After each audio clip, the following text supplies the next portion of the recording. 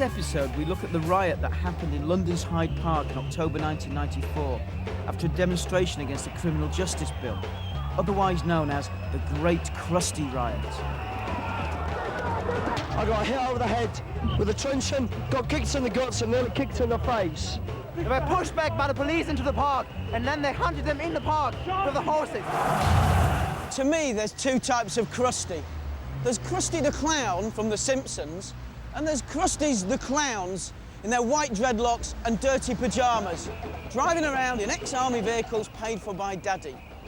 Because I believe that for every true seeker of an alternative lifestyle, there's also the weekend warriors, those wrapped up with Kevin and Perry middle-class style angst, unsure whether to direct their anger at their parents or at the police state.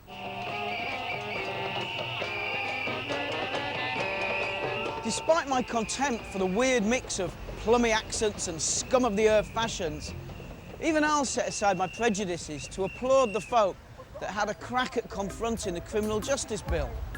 For a start, the bill was in a position to curb our rights to remain silent. Secondly, it also was a serious infringement on our right to gather en masse on both public and private land.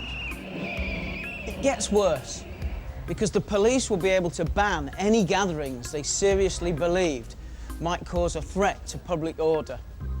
And on top of that, they will also have the powers to stop and turn around anyone they believe might be attending such an assembly. Now, the authorities have stated that this was designed primarily to counteract the behaviour of people like the Hunt Sabs. But in reality, it could also have been applied to such peaceful demonstrations as anti-war marches or official trade union picket lines.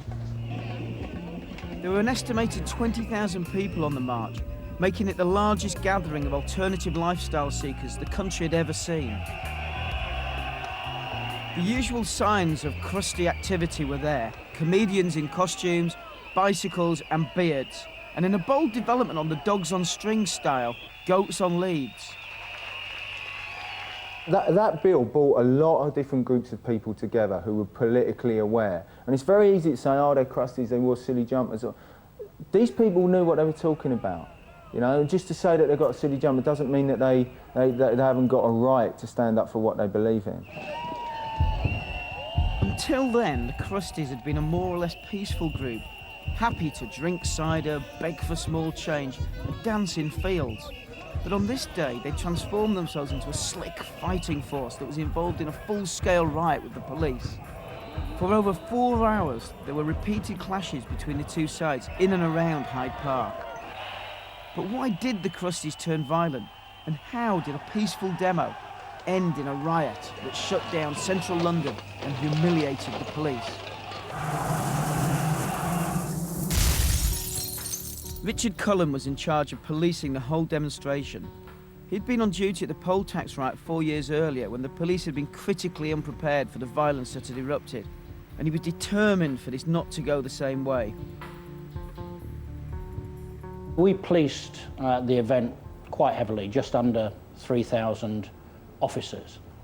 And the intelligence was such that for the first time ever, we put officers in protective equipment behind the front line of police officers. That was the level of anticipation we had that disorder would occur. Having the police steward the Criminal Justice Bill march was a bit like putting a shark in charge of a swimming class. If the bill was passed, the police's powers would have been dramatically increased, and the lifestyles of the marchers would be significantly infringed upon. Such a clash of ideologies was bound to result in violence. Wayman Bennett was so incensed by the proposed criminal justice bill that he became a key organiser of the march. We've got a massive march here. It was an absolute clash in terms of the way that the people were thinking on the demonstration, and many of the officers who were quite conservative in their outlook.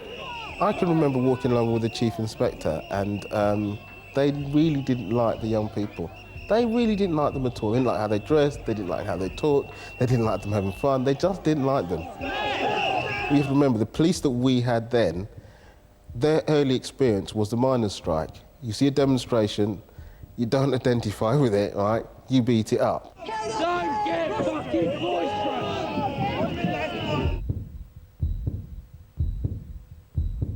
the front of the march, despite the stewards and organisers' best efforts, was actually hijacked by about 300 to 500 people from what we would identify as anarchist groups, those that frequently turn up at demonstrations and cause disorder. And by the time it arrived at Piccadilly, they were actually being substantially violent, and officers were actually being injured.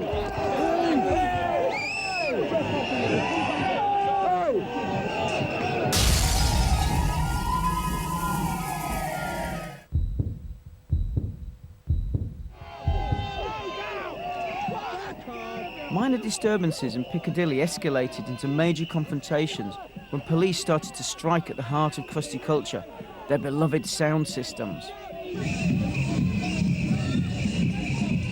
The crusties wanted to take their sound systems into Hyde Park for a full-on rave, but they didn't have the relevant music licence, and the police were determined not to let them get their own way. The clash of the sound systems, I think, became a point because who was ever in charge down inside the park was basically implacable and just refusing to move, and the whole demonstration stopped. At that point, you get a bottleneck, then you're going to have a clash. The police were determined not to have an illegal rave in the middle of London. Clashes between the police and crusty rave culture were nothing new. There was plenty of previous. Since the late 80s, acid house had spawned a massive underground dance culture. In warehouses, on farmland and in derelict buildings, raves had sprung up all across the country. And most important, it was violence-free. And with the exception of the weed and the ease, it was pretty much legal as well. There wasn't a lot of bad behaviour going on. You know, you can't be arrested and charged with dancing like this. All this unlicensed fun really wound the authorities up. And when, in spring 1992, 50,000 people gathered in Castle Morton, a disused quarry in the Malvern Hills, for the UK's largest free party, the police had found themselves powerless to stop it. Frustrated by their lack of clout, the police began arguing for increased powers, and the Criminal Justice Bill was born.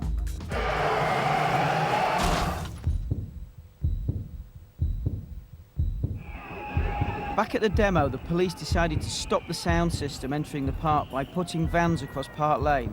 But all this seemed to do was inflame the situation.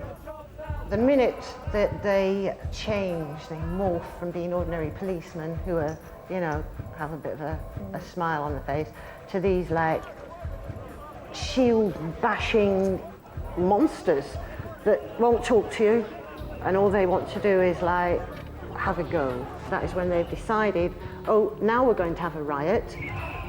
Harmony was an official steward, in charge of keeping the protest on track. The protesters in general were totally peaceful, totally peaceful. It was a handful, couldn't have been more than about half a dozen people at the back throwing things over the heads. Unfortunately, there always are, yeah, hijackers, aren't there? You're the boat, you cheat yourself, yeah? You're playing your game! How did you get hurt? How did I get hurt? I walked to the front and I got hit with a truncheon twice. I've already been pulled out from sitting up in front of a truck, yeah? I got hit over the head with a truncheon, got kicked in the guts and nearly kicked in the face.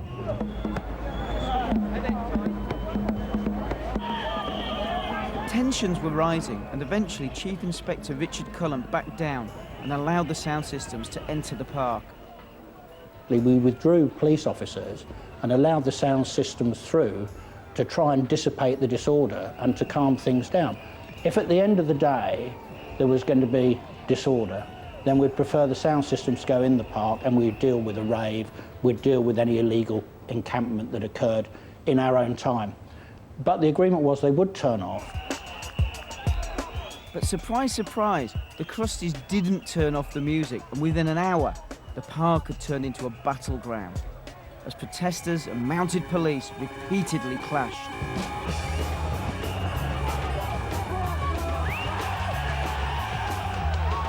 How this came about is still the subject of some dispute. what was happening in the park was that ordinary uniformed police officers were actually being attacked by some of these hardcore. And that's where you see the scenes of the mounted branch who had led the march into the park, were just standing around actually charging into the crowd, as people put it. They were actually going in to disperse people who had been attacking them. There was a horse coming towards me, there were people running, and I actually saw he was indiscriminately hitting people on each side of his horse, and as he came up to me, I just thought, oh no, he's going to hit me. And I just put my hands up in the air, and he looked at me twice, and I swear he looked at the yellow jacket, you know, and he just sort of went, and then he went and hit somebody else, a girl, just across from me. By now the riot was raging, but because it was a crusty riot, they didn't have Molotov cocktails, they had fire breathers. After the break, the human dragon goes on the offensive. Crusties attack cops with bricks, bottles and dustbins. And innocent people get it in the face.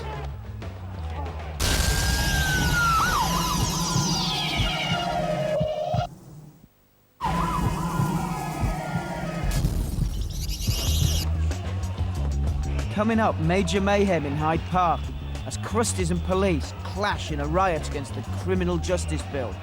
You really did feel like you were fighting back against the establishment. In part one, we saw how the criminal justice bill riot was sparked when the police tried to stop sound systems from entering Hyde Park. Skirmishes took place between the two sides. Then, when police sent in mounted officers to disperse what they claimed were a group of anarchists hell-bent on trouble, a full-blown riot had broken out. Worn out by years of police harassment, the generally peace-loving crusties had finally snapped. There had been a long history of police attacks on the crusties' alternative lifestyle. The most violent assault came at a field just outside Stonehenge in 1985. Are you still there, boy? The authorities had banned the Travellers' Free Festival, and the police waded in to enforce the decision, in what became known as the Battle of the Beanfield, an event that led many people to believe the police were moving away from civilian policing and towards paramilitary-style tactics.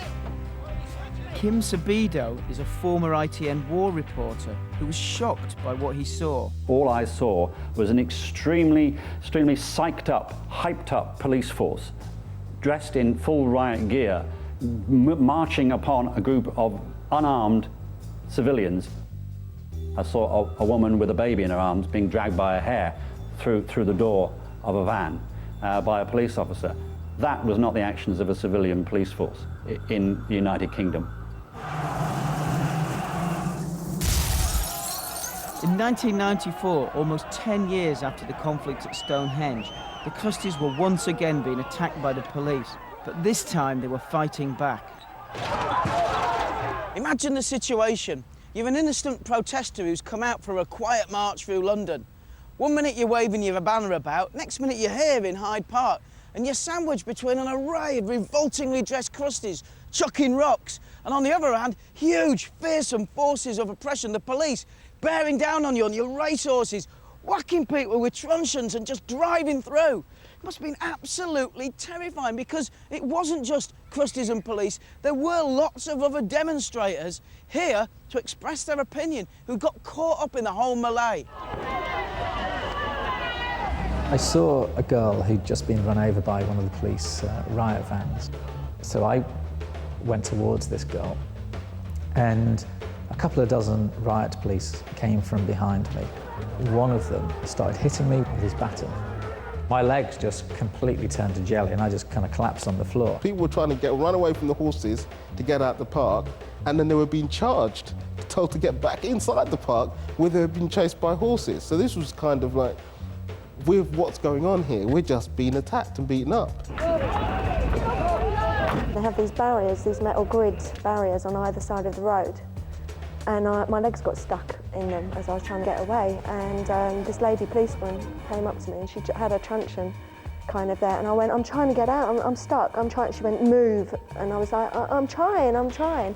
She went, move now, and this guy, BJ, just put his back on me, and he must have taken about 6 or 8 blows, again, you know, from just covering me over as I untangled my foot and managed to leap away. It's now 10 minutes past 5, about half an hour ago. People wanted to abort their coaches at Marble Arch. They were pushed back by the police into the park, and then they hunted them in the park with the horses. And now they're surrounding them in the park.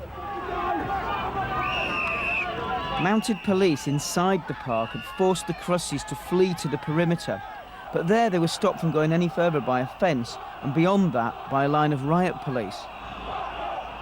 But the Crusties recognised the strength of their position and began using the fence as a convenient barrier. So you can imagine the scene. Over there, the police lined up, riot shields, helmets, truncheons. Over here, the Crusties chucking shit. Every time the police charged, the Crusties just stepped back 5 feet so the police couldn't get them, but carried on throwing stuff like archers in days of old. Clearly, at this point, the Crusties had the far better tactics.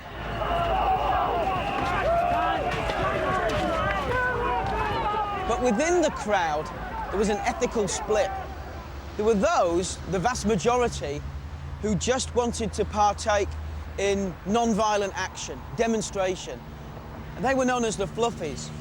And then there were the others who just wanted to smack it to the man, and they're known as the spikies. Eddie Brimson is a hunt saboteur who was at the riot that day, and he's a firm believer in the power of direct action. People understand confrontation. If you just march, it's not going to ever change anything. It never will do. So you have to make people aware of how angry and how driven you are. They don't realise that, you know, that this message that we have to get across will be actually destroyed by violence. You know, would we be sitting here now talking about the criminal justice bill march? Still trying to make people realise what was taken away from them that day if it had just gone, everyone had just gone, took their banners and walked home. No, we wouldn't.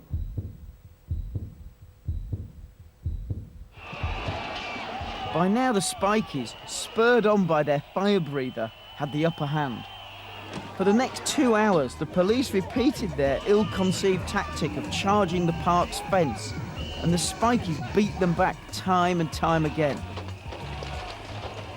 People have got placards of bits of wood, sitting them back, because they're not just going to stand there and take it. So whoever was in charge of the policing that day was an absolute idiot.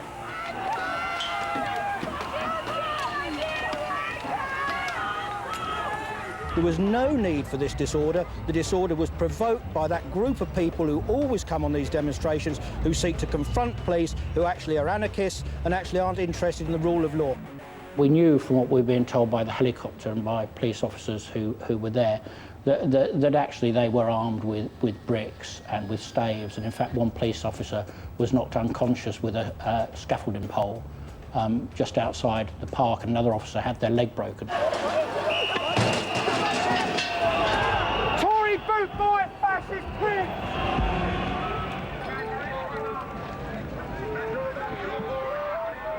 Amid the chaos, some Crusties seemed to be completely unaware of their surroundings.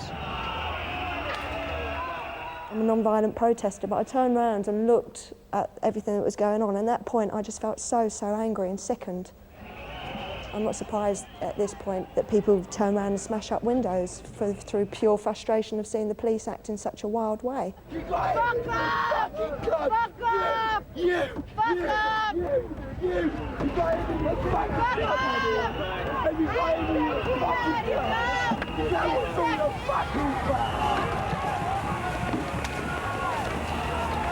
And I remember saying to the officer, what are you doing? If you want to calm the situation down, pull the officers out, stand by the side and tell everybody they have to leave. That's the end of the demonstration. His response was to say, sometimes some of our officers have red mist, which is a kind of, I think, a saying that they get really angry once they get into this kind of, they're in this mode and they have to do this.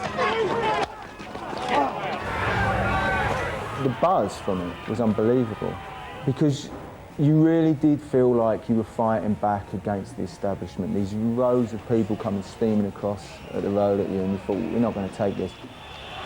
It's an amazing day, amazing day.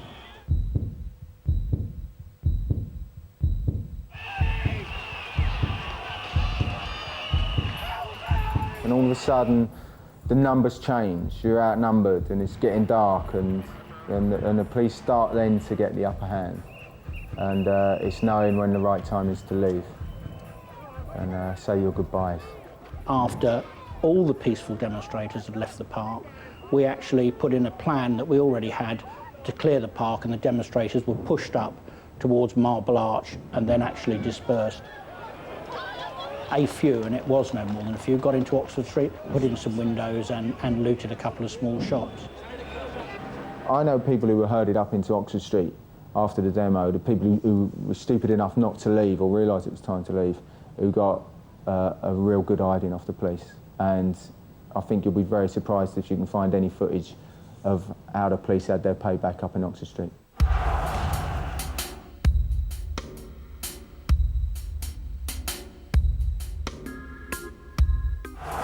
Some riots, like the poll tax riot, affect and influence government policy, but not this one.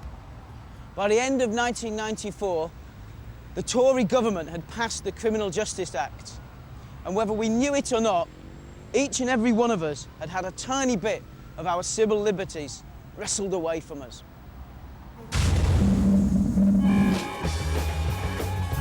The Criminal Justice Bill riot had given the crusties a taste for violence. In a future episode, we'll see what happens when the crusties turn their attention to a bigger cause, the evils of globalisation in the anti-capitalist riots.